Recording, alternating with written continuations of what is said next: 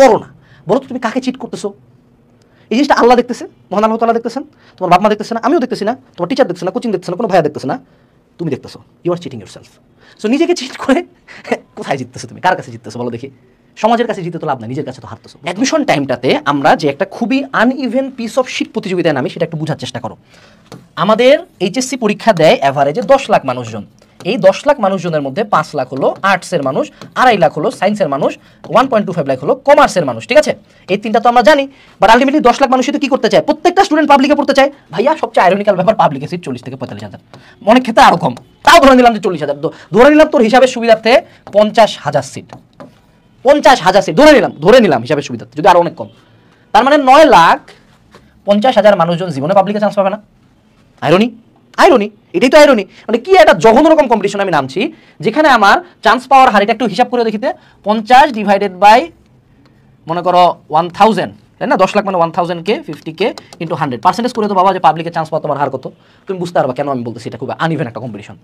বুয়েটে এভারেজে একজন মানুষের চান্স পাওয়ার হার হয় 0.5%, মেডিকেলের ক্ষেত্রে এটা 1%, হাবির ক্ষেত্রে এটা 2%। যে টপ 3টা ইনস্টিটিউশন গোটা বাংলাদেশের সবাই স্বপ্ন দেখে পড়ার জন্য। অনেকে বলতে পারে ভাইয়া সিকিউরিটিটা আপনি করেন না কেন? কারণ সিকিউরিটি সিট সংখ্যা আমি জানি না, আমাকে একটু কমেন্টে জানাই, আমি তাহলে নেক্সট থেকে একটু ক্যালকুলেট করে বলবো, ঠিক আছে? যাও, তো এই টপ 3টা ইনস্টিটিউশনে দেশের হার্ডলি 3% মানুষজন পড়তেছে।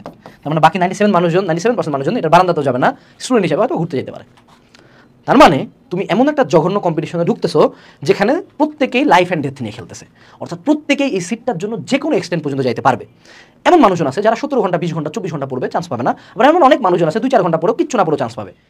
এমনিও চান্স পাবে না, খুব কম পরিশ্রমে চান্স পাবে, কিন্তু একে পড়তে চান্স পাইতে গেলে এক্সট্রিম হার্ড ওয়ার্ক করা লাগবে, অর্থাৎ জঘন্য রকমের পরিশ্রম। আমি তোমাকে গ্যারান্টি দিয়ে বলি, তোমার যদি আমার কথা বিলিভ না হয়, গো টু বুয়েটে যাও। বুয়েটে যে কটা ভাইয়া পরিচিত আছে সবাইকে জিজ্ঞাসা যে ভাই আপনি কি চান্স পাইছিলেন, কতটুকু পড়তেন, খুব আপনি কি অ্যাডিক্টেড ছিলেন পড়ার প্রতি, খুব পড়ছেন না, আপনি কি পরিশ্রম করছেন কিনা? Every single student who has ever stood in the campus of a public university would say together যে হ্যাঁ কুত্তার মতো পড়ছি। তারা বলবে না এই যে 10%, তারা জেনেটিক্যাল অ্যানোমালি ডিফারেন্ট, হয়তো কম না। ভাইয়া আমি মানুষকে চিনি, ইঞ্জিনিয়ারিং কোচিং করছে, মেডিকেলের বই হাতেও দেয় নাই, বায়োলজি বই রিডিং পড়ছিল একদিন মেডিকেল পরীক্ষার আগে, ডিএমসিতে চান্স পায় বসে আছে। কিন্তু ডিএমসি তুমি 200 বলে আমাকে ডাকো তো, বলবে যে ভাই পাগলের মতো পড়ছি ভাই, 2 বছর ধরে মরিয়ে গেছিলাম পড়তে পড়তে। সো এই দলটাতে যখন তুমি থাকবা, তোমার এই মেন্টালিটি থাকতে হবে যে শেষ পর্যন্ত প্রত্যেকটা পাবলিকে পরীক্ষা, অর্থাৎ ঢাবি, জাবি, রাবি, চবি, মিস্ট, বিউপি, MIST, IUT, তারপর হলো GST, HSTU, KU, CU, JNU, মানে যা পাবি ভাই, যতদিন পর্যন্ত কৃষি গুচ্ছ যা আছে, যতদিন পর্যন্ত পাবলিকে একটা সিট না আমি পরীক্ষা দিয়ে যাবো। যদি তুমি পাবলিকে পড়তে চাও, সবার আসলে এখন তো মানুষের অনেক টাকা ভাই, প্রাইভেটে তোমরা 20-25 লাখ টাকা দিয়ে পড়তে পারো। আমার বাবার কাছে তো 20,000 টাকা চাইলে বাতা বুতা ভাঙে দিত মনে করো। বাট তোমাদের বাবা অনেক ভালো পড়ায়। বাট যদি তুমি পাবলিকে পড়তে চাও, you have to be this level addicted. ভাইয়া পাবলিককে পড়াটাকে এত গ্লোরিফাই কেন করেন? সত্য কথা, পাবলিকে বললে কিছুই হয় না, আবার সব কিছুই হয়। বুঝতে হবে বাঙালি আমরা অনেক গরিব।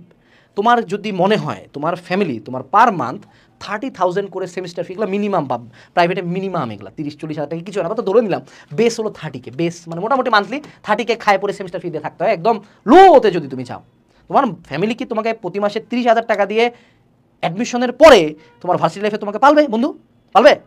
বাংলাদেশের মেজরিটি পরিবারের মান্থলি কামাই এটা 30,000 টাকা, মান্থলি কামাই এটাতে 5 জন চলে। এটা যদি পড়তে যাস কোন লজ্জায়? তো কেন আমি পাবলিককে গ্লোরিফাই করি? It's because of money. আমরা পুয়ার, আমরা গরিব, টাকা নাই ভাই। কোথায় ভর্তি হবে তুই? এটা এত টাকা আছে তোর কাছে, পার মান্থ 30,000 টাকা দিবে তোর বাপ, তাহলে ওরা খাবে কি? এই জন্য বলি যে শেষ পর্যন্ত ট্রাই করতে। এই জন্য পাবলিক নিয়ে এত মাতামাতি। পাবলিক প্রাইভেট নিয়ে ডিবেট কেন হয়? ডিবেট ওই টপ 1% নিয়ে ডিবেট তো হবে না। যে ধনির পোলা বুয়েটা পড়তেছে তার তো কোনো সমস্যা নাই, তো সে চ্যালেঞ্জ এনেছিও তো পড়তে তো ব্রাকে পড়তে। কিন্তু যে চা শ্রমিকের সন্তান, যার মায়ের বাপের 2 জনের মজুরি জোড়া দিয়ে দিনে আসে 300 টাকা, সেই সন্তান যখন ঢাবিতে আসে সে কখনো পাবলিক প্রাইভেট ডিবেটেই যাবে না। সে জানে যে আমার ঢাবিতে না হলে আমার পুরো পরিবারটা পড়ে যেত, এই পুরো পরিবারকে টানে তুলবো আমি। You have to understand that feelings man. এই জন্য বলা হয় যে এখানে তোমাকে শেষ পর্যন্ত ট্রাই করে যাইতে হবে। অ্যান্ড তোমার মোটিভেশন থাকবে মৃত্যুবাদে ঠেকায় কে? তোমাকে থাকানোর ক্ষমতা শুধুমাত্র মহান আল্লাহ তাআলার। এবং ওই রকম এনার্জি এবং পরিশ্রম নিয়ে অ্যাডমিশন টাইমটাকে ফেস করতে হবে। You have to be unfaced. Chance পাই নাই, once again, once more continuously. এবং এই পরিমাণে মোটিভেটেড হয়ে এবং অবসেসড হয়ে যদি তুমি আগাও, ইনশাআল্লাহ একটা পাবলিকে তোমার সিট হবে, ইনশাআল্লাহ।